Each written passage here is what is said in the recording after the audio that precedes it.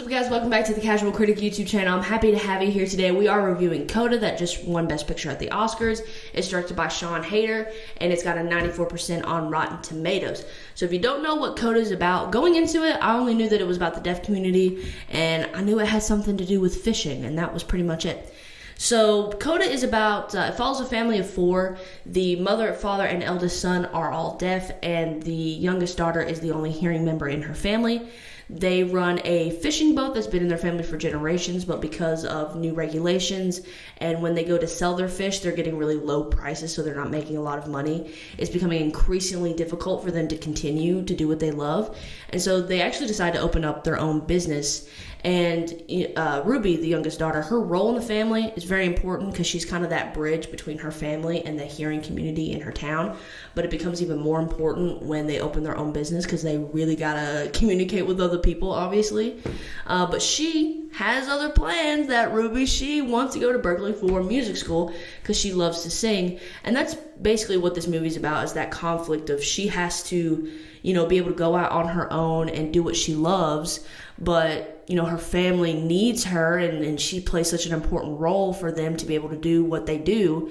And so that's basically what the movie is about, is, the family kind of coming to terms that she's got to go out on her own. She's got to do her own thing because that's just what you have to do.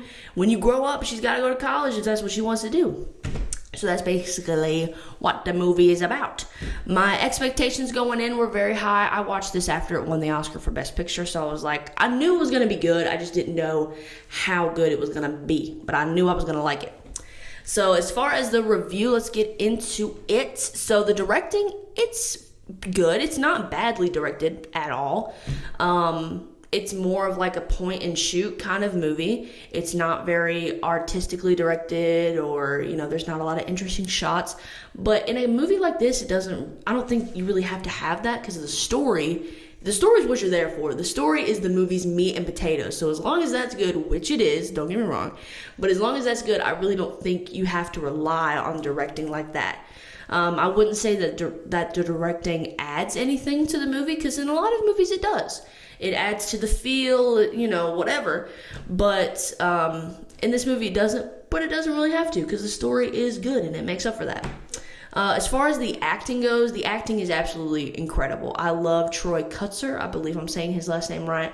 I love him very much. I want him to do everything. I want him to be in everything. He was fantastic. And I think a lot of people might have went into this movie with the idea of because you're not hearing them speak, and a lot of acting is in the vocalization of the lines. Maybe you didn't know how that was going to play out. But it's very, very good. And the emotion comes across. You do not have to be talking for that emotion to come across if your acting is that good. And all of the people in this movie, their acting was top notch. It could not have been acted any better. They, even though they're not vocalizing the emotion, you feel that emotion. Ashton, I watched this with my best friend Ashton. Hello, Ashton. I probably would have cried if you weren't sitting there. That one part towards the end where I think they're sitting on the back of his truck, and the father wants Ruby to sing for him, and he holds her throat in certain places so that he can feel the vibration. I almost cried. His acting is amazing. I also really liked the lady that played the mom. I don't know her name off the top of my head, but she was really good. But everyone honestly was good. But the mom and dad were, I think, my favorite performances. The writing as well is very good. It's one of my favorite. I won't say my favorite, but it's probably one of the most well-written movies of last year, especially in the Oscar sphere. I don't know if it won anything for screenplay. I don't think it did. I could be totally wrong. But the writing is very, very good. And then, of course, the story, it keeps you interested and locked in from the first moment, to be completely honest with you. You just really want to follow these characters. You become really very attached to these characters very quickly in the movie. And the story is just fantastic. I don't think the story could have been any better. The only problem I had with this movie, I didn't know it was about singing, to be honest with you. I had no idea it had anything to do with singing. And this girl in the movie, she sings a lot. To be honest, I think there's a little too much singing, just a little too much. And me and Ashley talked about this when we watched it. There's this one song that she has to sing with this kid, this boy, that she ends up like falling in love with him. It's kind of cute.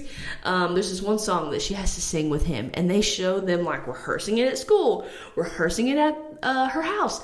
Then they show it performing at the concert, and they show this same song, like probably 5 times, and they only ever sing the first half of the song. It's like they don't even know the second half. They played that kind of sequence a little too much, them rehearsing that one song. I wish they would have sang more songs together or something, or practiced something else. Overall, like I said, for me personally, I love this movie, but for me personally, there is a little too much singing, just a little too much.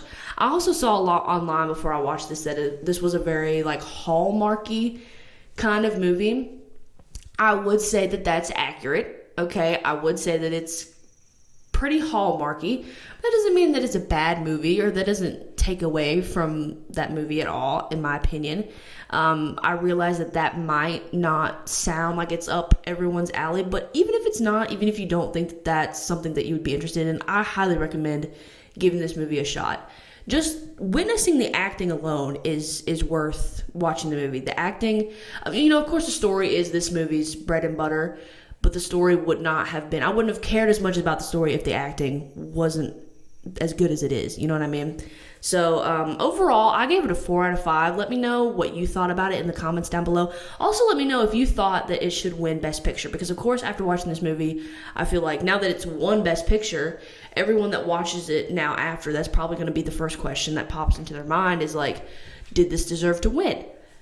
In my personal opinion, you could definitely make a case for this movie winning. It 1000% deserves the nomination. I'm not disagreeing with that at all.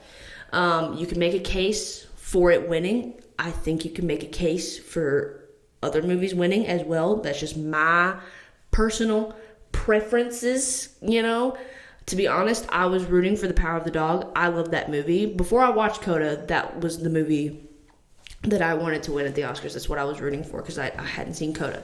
But like I said, you could definitely make a case for this movie winning. But I think, and not just The Power of the Dog, but you can make a case for CODA not winning as well. But that's, that's very personal preference. That's very subjective. So let me know down in the comments what you thought. If you thought it should have won Best Picture, what you thought about the movie as a whole. If you go down to the description box, you'll find my Twitter, my Instagram, I forgot what that was called, my Instagram and my TikTok, so go follow me on all those platforms. And also be sure to subscribe to this YouTube channel. Over 70% of you are not subscribed, and that is unacceptable, and we have to fix that. So you're gonna hit the subscribe button, you're just gonna go down there. If the subscribe button is red, that is incorrect. You gotta press it, and then I think it's gray or something. So go subscribe to the channel, hit the bell. I've also got a podcast that comes out kind of every Saturday if I find a topic to talk about, but it's called The Casual Critic. There are like 6 episodes up right now, so if you want to go, well, probably more by the time I upload this, but there are episodes of The Casual Critic podcast up that you can go listen to. So that's on Apple, Spotify, and Anchor. So be sure to do all that, and I love y'all, and I'll see you in the next video. Thanks for watching. Bye.